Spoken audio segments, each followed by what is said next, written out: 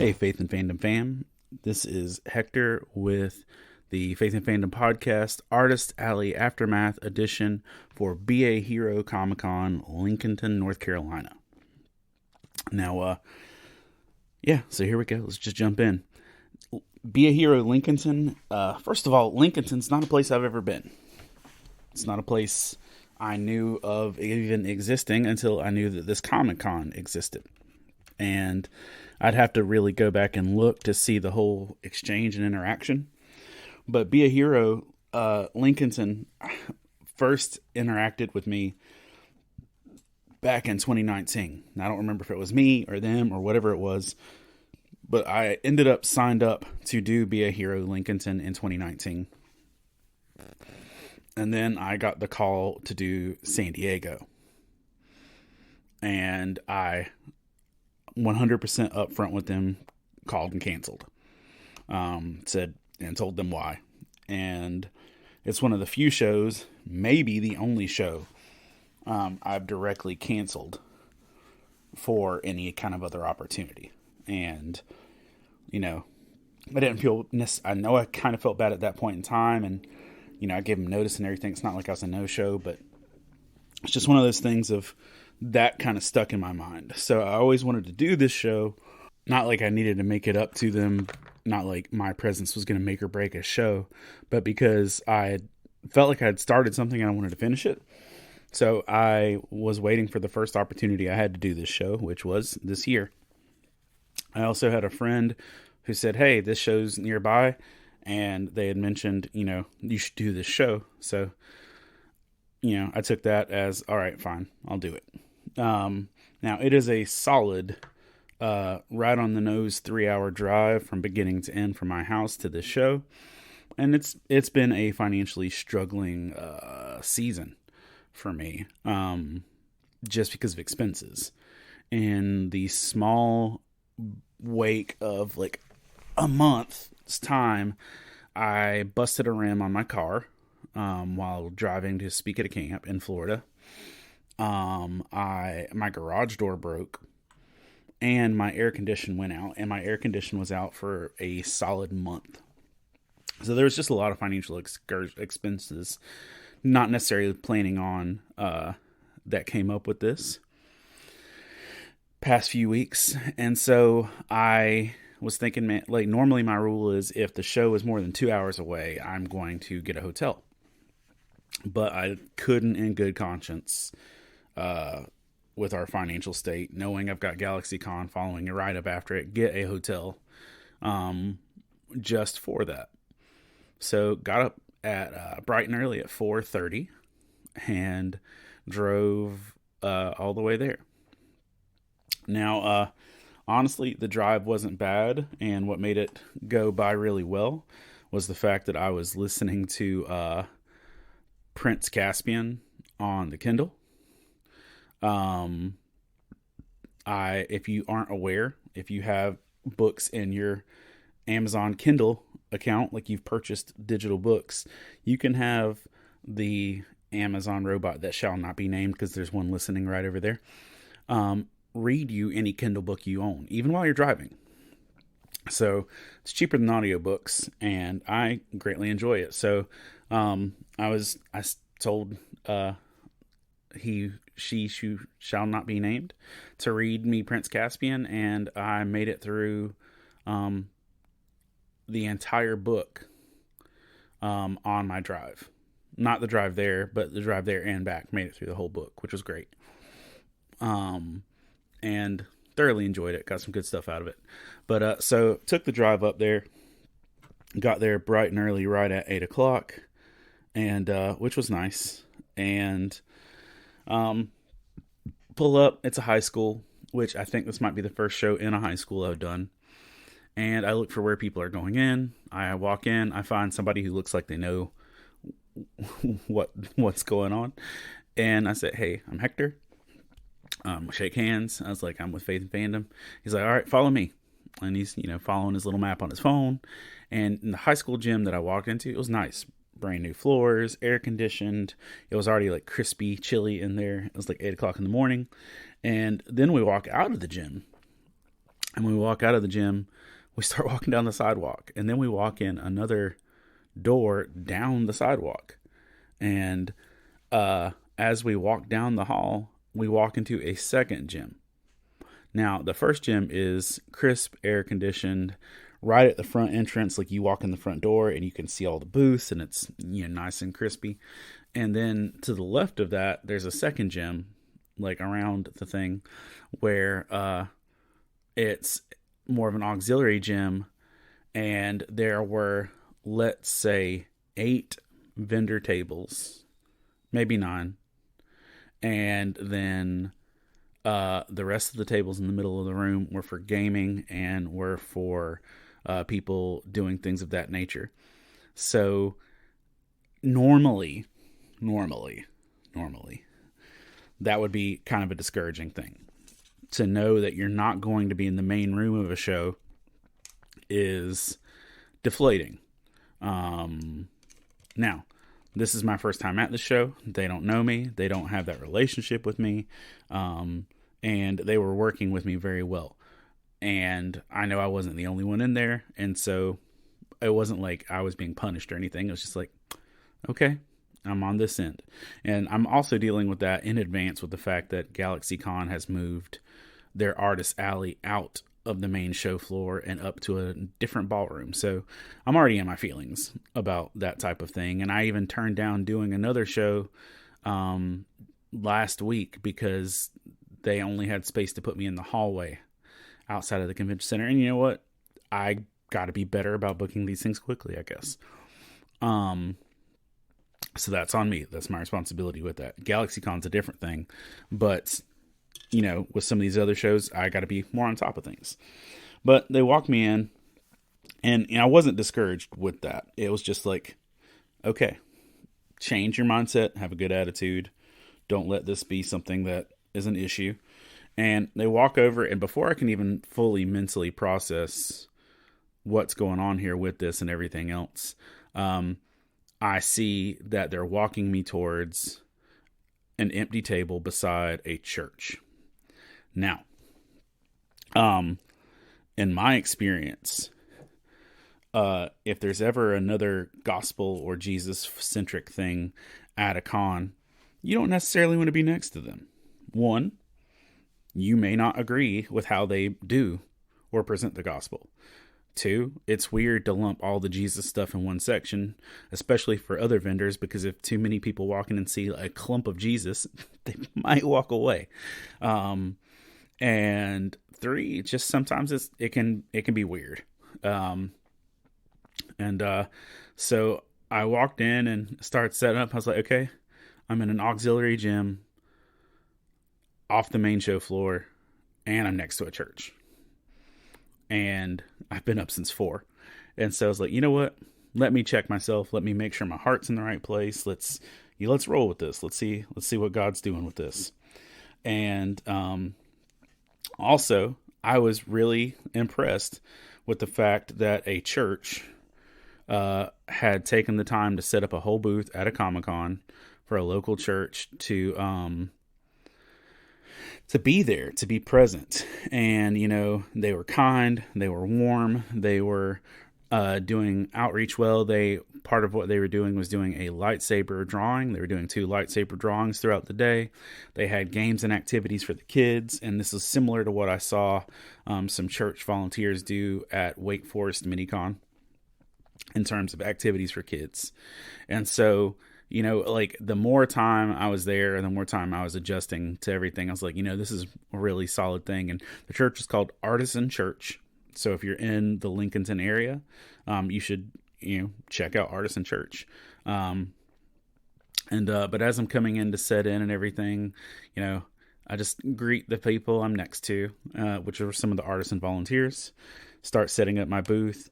And then, like, as I'm setting up my booth, like, some of them notice what I've got, and we start having conversations. And one of the neat things about, like I said, sometimes it can be weird being set up to another ministry or next to a church or something. This was the other end of it. This was, like, incredibly encouraging, because, one, I could tell that this church's heart was in a good place. And two, they were very supportive of me. They were very encouraging, and they were really excited. And there were some of the volunteers from the church who were just really pumped about the books. They didn't know anything about it. It was new to them. They were excited. And so literally I started out the morning with, once my booth was set up, I had people excited about the books before I'd even got the chance to really get started. And in fact, two different volunteers from the church bought books before the show even started. So it was that kind of party. So the pastor's there, and we're talking about different ministry stuff and nerd ministry and things like that. And he mentions, that one of his people that is part of his church runs an online church. Now, the only online church I personally know is Checkpoint Church, Nathan Webb. Nathan had me on the Checkpoint Church podcast last year before, somewhere in there. But somewhere in the mix of all this, I'm on the Checkpoint Church podcast. And Nathan Webb is the only online church I personally know of. And lo and behold, this is the church that Nathan goes to.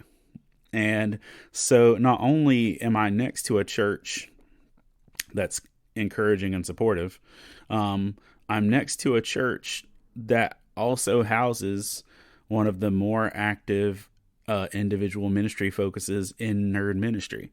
So I was like, hold on. Not only am I next to a church, I'm next to a church that already supports a nerdy ministry. And I just thought that was dope. And then I got a text a little while later from Nathan telling me he was going to be coming by. And so just neat stuff in general. So I had good conversations with the pastor. I talked about the book Raised to Stay with him because, a lot of people dealing with church hurt. And I'll say this too. Sometimes, it's hard doing ministry with other ministries because you don't agree on how things should be done. And I just really enjoyed the way they loved on the people, enjoyed the way they loved on the other con folks. And, they weren't pushy. They weren't oppressive. Just sitting right there, overheard some conversations of people who haven't been involved in the church because of church hurt, because of abandonment, because of frustration, and just seeing how well they handled it. They thought they did a fantastic job, and how they actually handled the response to the people that were there. That was just really cool overall. Got to hang out with Nathan, got to actually, meet him in person versus just online. And he was really cool too he bought an entire library of Faith and Fandom stuff to have for Checkpoint, which was really neat. And we got to talk about the kids' book, and it was just a really good experience getting to meet these folks in person. Now, with that, there was the element of, at times, knowing that the foot traffic was going to be lower, and that way you were kind of like on an island of misfit toys. But honestly, they still put on such a good show that it really wasn't a detriment, and that people still kind of explored. People still found their way over there. It wasn't so big of a difference that people would never make it in the room, because I've been to shows where you can literally be one door away, and the majority of the people never cross that doorway. So it can be hard, and I was appreciating it with that. Now, on the flip side, I had locked my keys in my car as I was finishing up unloading. So as I was getting my booth ready, I had locked my keys in my car. And I didn't realize this until I went back to go change shirts, because I'd gotten very sweaty in the unloading process, and I was going to change my shirt so I looked a little more presentable and less like, I'd just been trying to play basketball for a while in that gym. And I realized that my keys were locked in my car, so I called AAA. Now, this summer, I had an experience with AAA where I locked my keys in my car in Florida, and I was about to preach at a service at a camp, and this was near Orlando, and I locked my keys in the car 30 seconds before the worship service started. They were doing 3 songs, and I locked my keys in my car right before the first song started. I called AAA. Somebody showed up and had my car unlocked by the end of the second song. They were so on top of it in Orlando. Now here in Lincolnton, which is about an hour outside of Charlotte, which is like a major hub for AAA, I placed that phone call at 9:30.